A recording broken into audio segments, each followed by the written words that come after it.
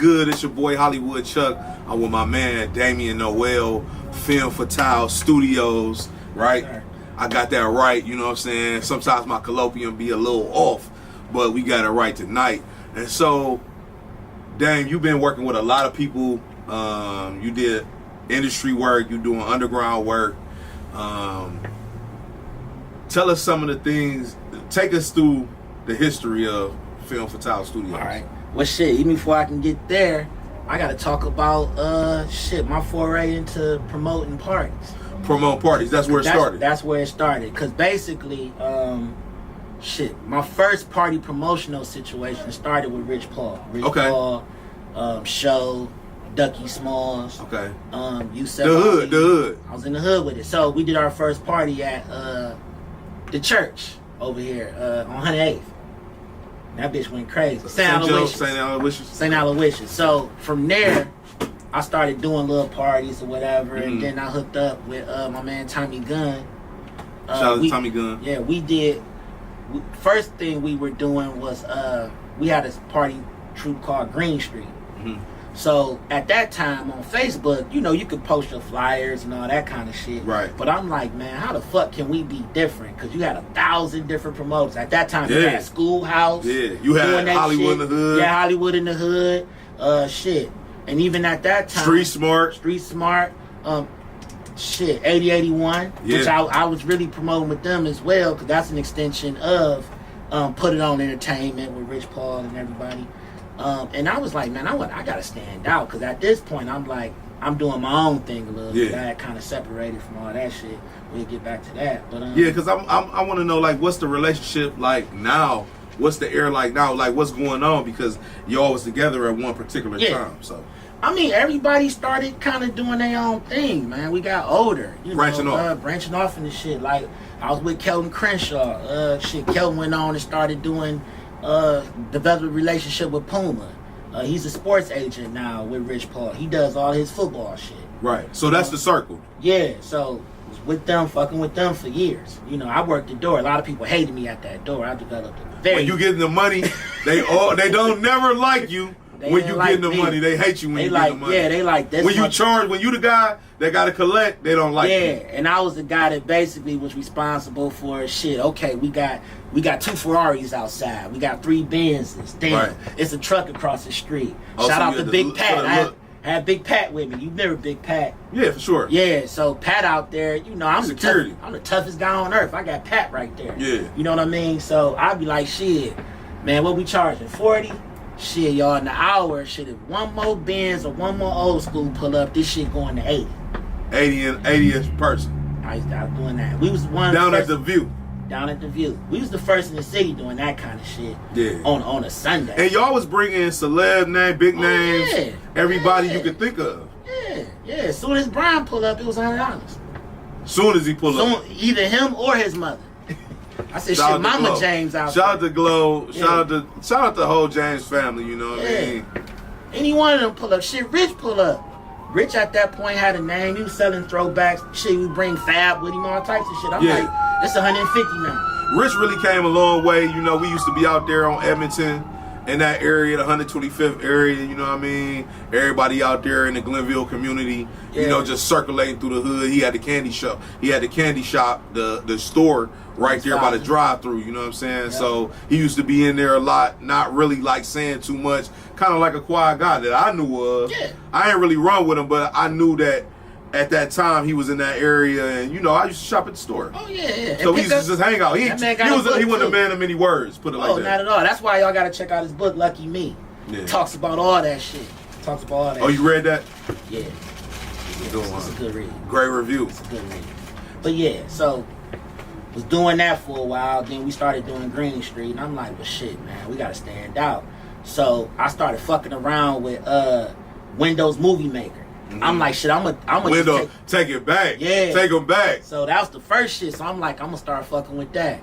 So what I did was I found like some music, whatever was out at the time, and I just put together like a nice little slideshow or whatever, just pictures we took from previous events. Mm-hmm. And my wife looked at me like, yeah, this shit trash. What the fuck? What do you mean? She like, nah.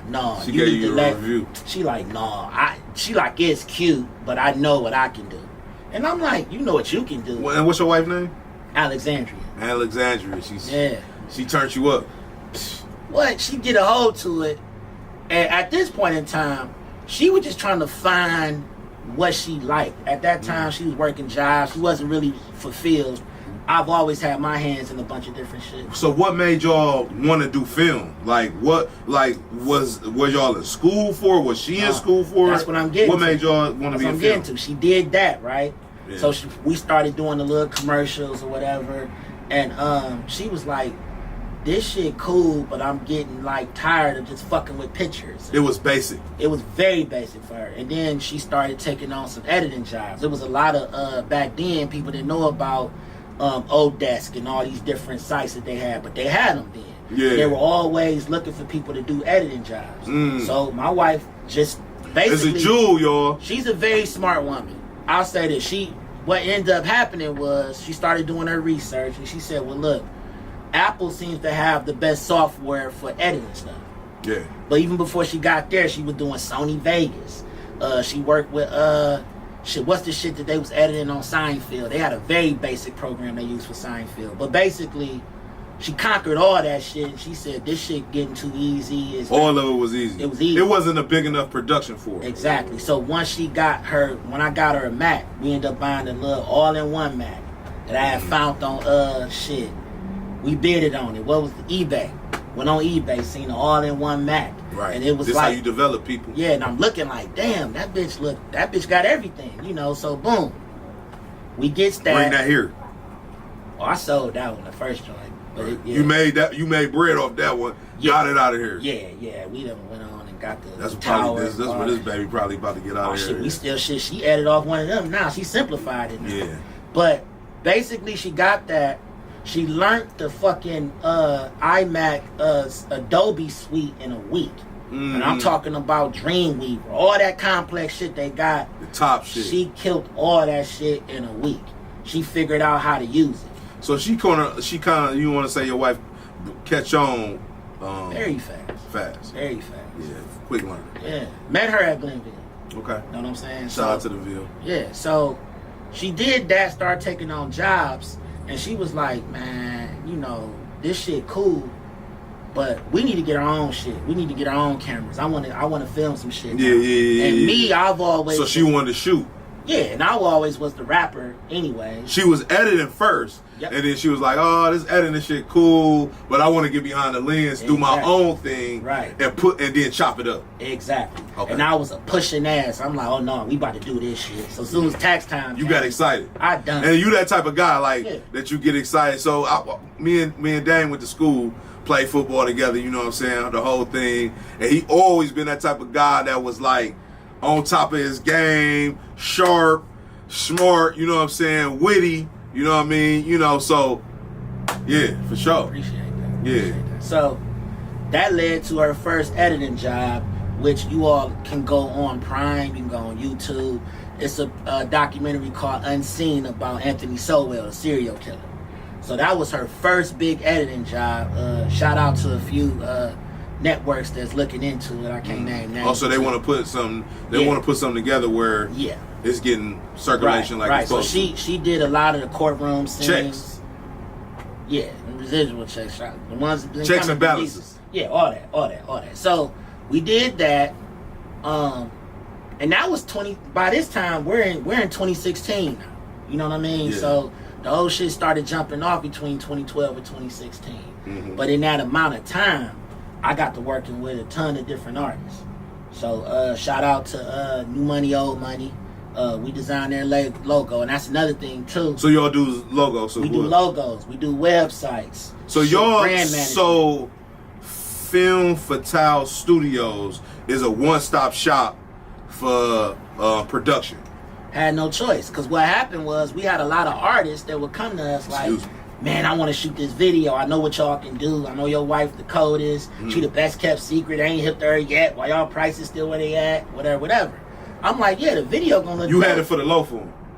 For those who I knew. Yeah. in the neighborhood. Not everybody. Yeah, you know. Yeah. Yesterday's price damn show ain't today's. I'm gonna say that ahead of time. It costs I mean, we ain't expensive, but we are. We cater to the budget and the need of what you're doing. Mm-hmm. I don't have a set price. It just depends on what you have going on. Right. Everything don't call for the drone. Everything don't call for 5 cameras and all that. So you got the drone, you got the whole full production. Yeah.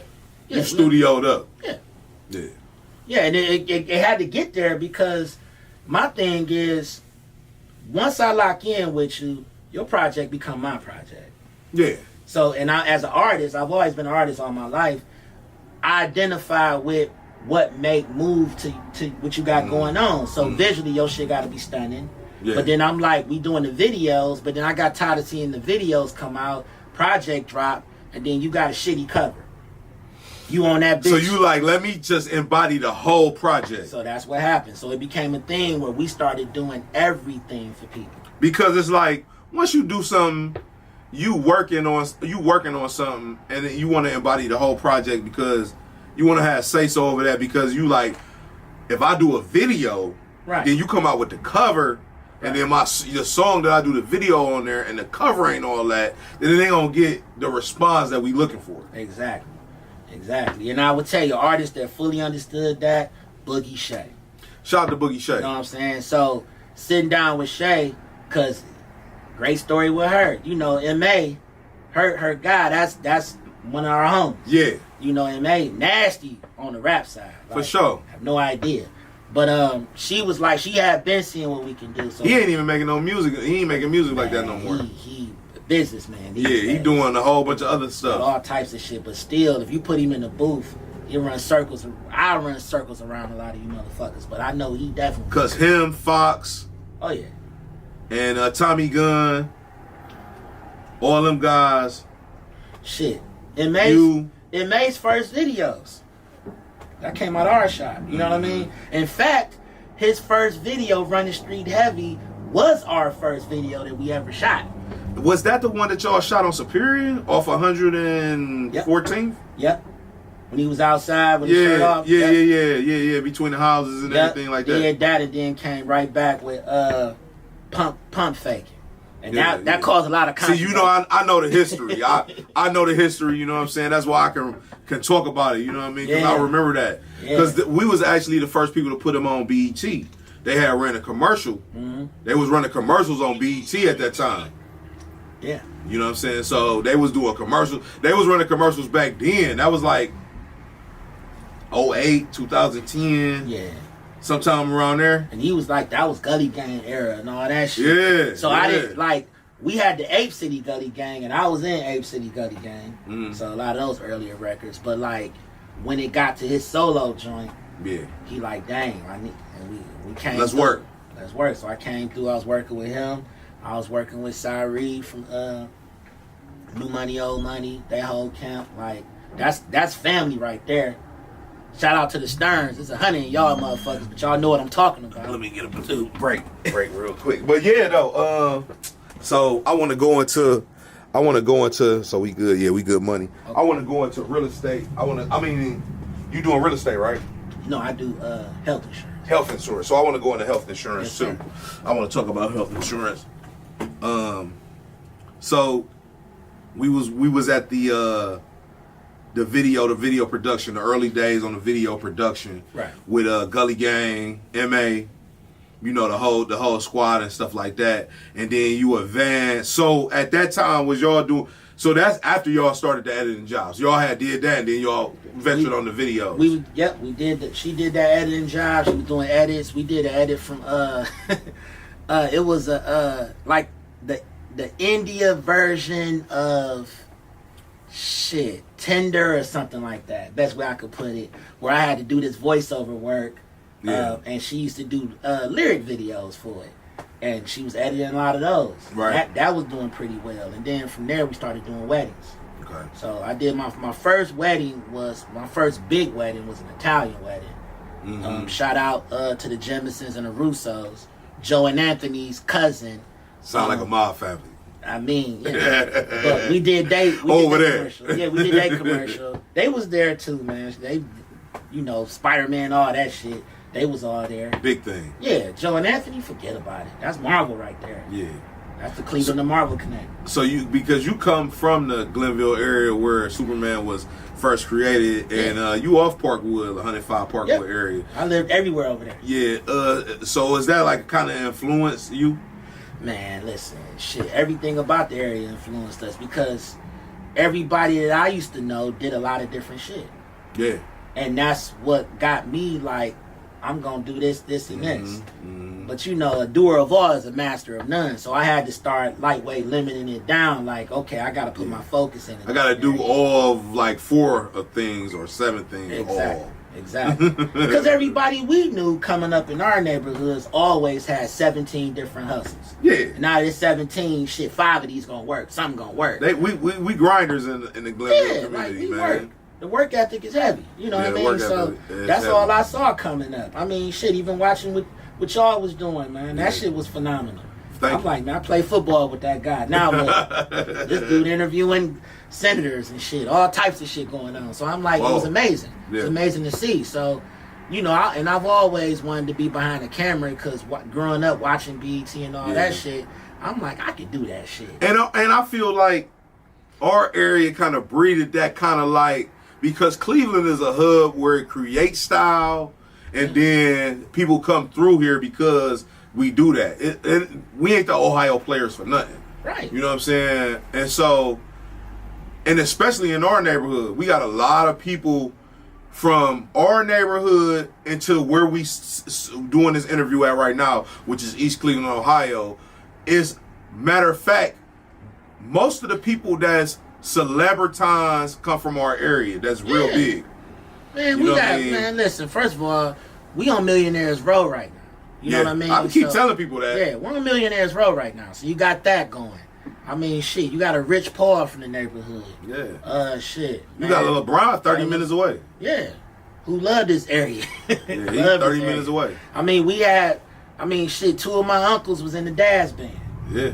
I go over, I got Gerald Levert, the OJs. Yeah. Shit, Gerald Levert house was not far from here. Like, it's crazy. You know what I mean? Crazy. So Steve it's like, Harvey. Yeah. Shit. He grew up on the same street as me. My main. You want to talk about actor?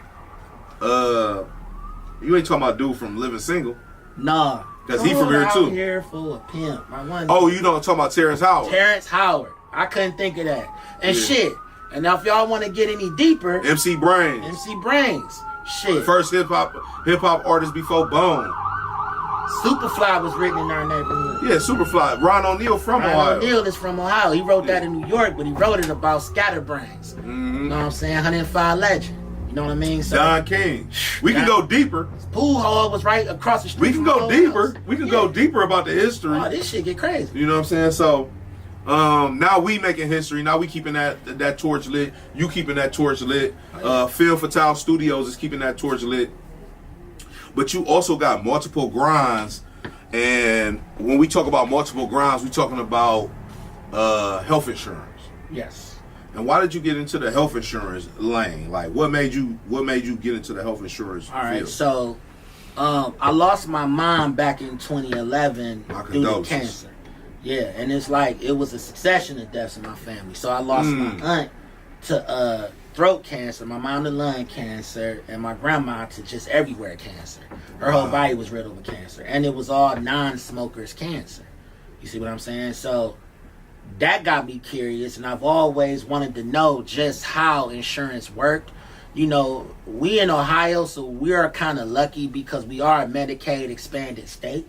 So a lot of our people don't have to go through the same things that somebody in New York may have to go through. Because there's way more people there. Yes, that, and it's just not that easy to get put on Medicaid. Mm-hmm. You know, you make $1 in certain places. They like, no, if you ain't pregnant, they like, no. Yeah, Atlanta want their money. Texas want their money. If you're on Medicaid, you got to pay that deductible. Well, no, it's like you can't even get it. Oh, you just got to pay out pocket. Like it could be a situation where you got a family of 6. And the woman, because she's pregnant, she gets to get on Medicaid, the kids are on Medicaid, but soon as she dropped that baby, they like, yeah, go get your ass a job and come pay for some insurance. Damn. So yeah, it's rough. It's rough. It's rough. So like, you know, even like one of my favorite states is Texas. I do business in 18 different states. So I do life insurance. I do supplemental insurance as well as health.